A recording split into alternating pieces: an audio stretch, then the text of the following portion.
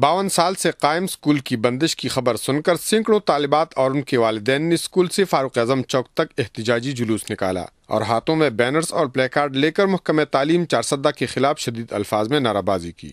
School principal سلمہ کوثر کے مطابق مسائل حل کرنے کی بجائے سب ڈویژنل فیمیل ایجوکیشن آفیسر بچیوں کو دینی مدارس میں داخلہ کا مشورہ دے رہی ہے۔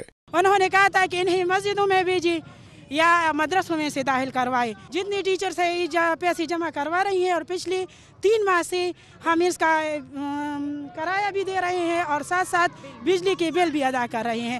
اسکول عملہ کی جانب سے لگائے گئے الزامات کی تردید کرتے ہوئے سب divisional female education officer Nadia Chamkani کا کہنا تھا کہ کرائے کی تمام عمارتوں کے لیے حکومت باقاعدہ سالانہ فنڈ دے رہا ہے۔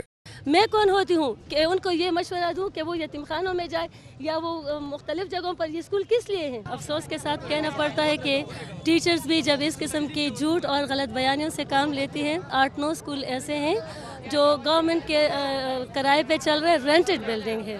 گورنمنٹ کی طرف سے ان کو ہر سال ایک ہیوج اماؤنٹ دیا جاتا ہے کرائے کی مد میں۔ اسسٹنٹ کمشنر نک محمد مسائل پر غور خوض اور فریقین میں مذاکرات کے بعد بچوں کو اسکول واپس لے جانے میں کامیاب ہوئے۔ کفایت اللہ یوسف زئی، آج نیوز، چارسدہ۔